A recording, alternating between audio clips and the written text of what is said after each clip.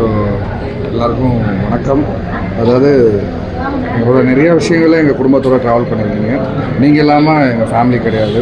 எங்கள் மாமா வந்து உங்களோட ஒவ்வொரு கைத்தட்டல்லையும் உங்களோட ஒவ்வொருட அன்பலையும் தான் இன்றைக்கும் வாழ்ந்துட்டுருக்கார். அப்படி தான் வாழ்ந்து வந்தார்.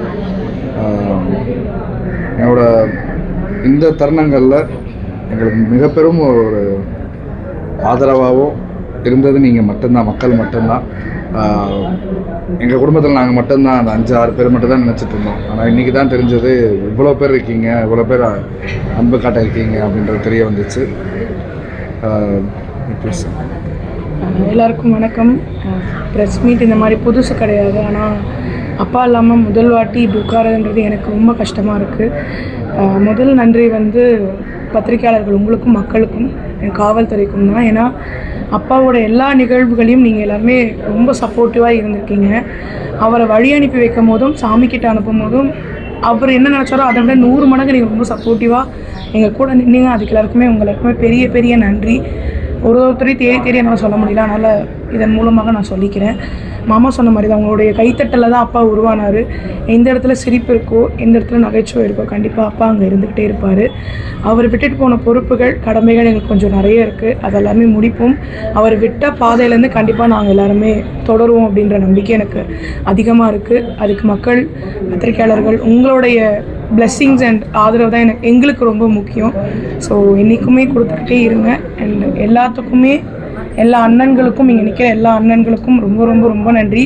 ஏன்னா இங்கே இருக்கவங்களுக்கு தான் தெரியும் அன்றைக்கி நம்ம எவ்வளோ விஷயத்தை ஃபேஸ் பண்ணோம். ஆனால் ஒரு நிமிஷம்னா எங்களுக்கு அவ்வளோ கோஆப்ரேட்டிவாக எல்லாருமே பண்ணிங்க.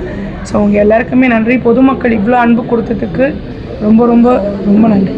உண்மையாகவே அன்றைக்கி சூழ்நிலையில் வந்து பார்த்திங்கன்னா எங்கள் மனநிலையை புரிஞ்சுட்டு நடந்துருந்தீங்க.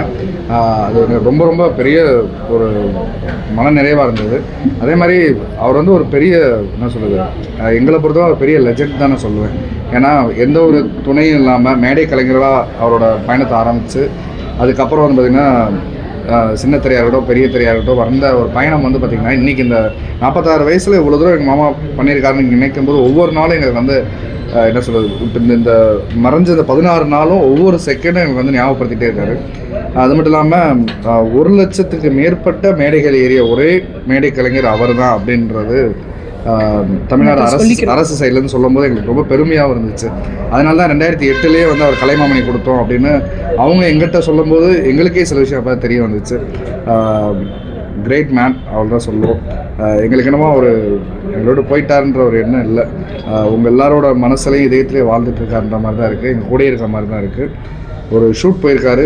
ஸோ கண்டிப்பாக வருவார் அப்படின்ற மாதிரி தான் இருக்குது.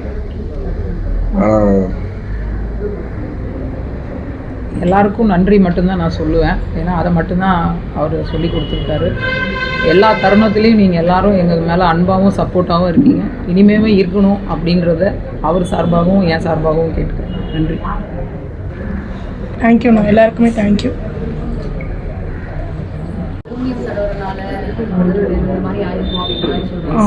அதெல்லாம் இல்லை சிஸ்டர். நான் இதை பற்றி உங்களுக்கு இன்னும் விரிவாக நான் இன்னொரு தருணத்தில் பேசுகிறேன். ஏன்னா இப்போ வந்து இப்போ எனக்கு எல்லாமே சொல்லணுன்ற இருக்குது. பட் ஆனால் இந்த தருணம் எனக்கு கரெக்டாக இருக்காது. அந்த விஷயம்தான் அதுக்கு காரணம்ன்றது கிடையாது. நான் எனக்கு தெரிஞ்ச வரைக்கும் அவங்களோட லவ் வந்து பேச்சிலையோ இல்லை வெளியே போகிறதுலையோ கிடையாது. அவங்க டான்ஸில் தான் அவங்க லவ், அப்படி தான் அவங்க பார்த்தாங்க, அப்படி தான் அவங்க வாழ்க்கையை தொடங்கினாங்க. அப்பாவை அனுப்பிச்சி வைக்கும் போதும் அவர் சாமிக்கிட்ட போகும்போதும் அம்மாவோட எக்ஸ்பிரசிவ் ஆஃப் லவ் தான் நாங்கள் 2 பேரும் பார்க்குறோம். ஏன்னா எங்களுக்கு தெரிஞ்சு ஒரு இன்ஸ்பைரிங் கப்புள் நாங்கள் எங்கள் லைஃப்பில் உதாரணமாக இருக்கிறது எங்கள் அப்பா அம்மா மட்டும்தான். ஏன்னா அவங்கள மாதிரி அவ்வளோ அந்யோன்யமாக யாராலும் இருக்க முடியுமான்னு தெரியாது. ஸோ அவங்க வே ஆஃப் லவ் எக்ஸ்பிரஸிங் தான் அது.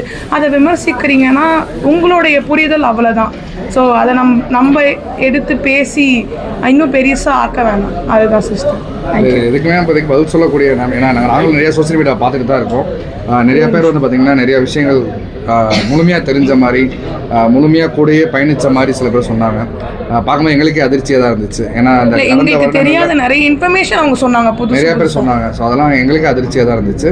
ஆனால் இப்போ வந்து பார்த்திங்கன்னா எங்களால் மனம் விட்டு பேசுகிற சூழ்நிலை இன்னும் எங்களுக்கு உருவாகும். இன்னும் நாங்கள் அதில் ரெக்கவர் ஆகலாம். அவ்வளோ தைரியம் எங்களுக்கு வரல. கண்டிப்பாக வந்து பார்த்திங்கன்னா அது அவ்வளோதான், அப்படியே போட்டு விட்டாச்சு. அதனால் வந்து ஒவ்வொரு மனிதர்களுக்கு தெரியும். ஏன்னா இன்றைக்கி வந்து ஒரு 2 பேர் குறை சொன்னாலும் ஒரு 100 பேர் வந்து அந்த விஷயத்தை பற்றி பேசினாங்க, இல்லை அவங்க பண்ணது சரி அப்படின்ற மாதிரி நிறையா பேசினாங்க. அதனால் அவங்களே அதை புரிஞ்சுக்குவாங்க. அதனால் இதுக்கு விளக்கம் கொடுக்குற மனநிலை இல்லை, நம்ம இதாக பண்ணிக்கலாம். தேங்க்யூ.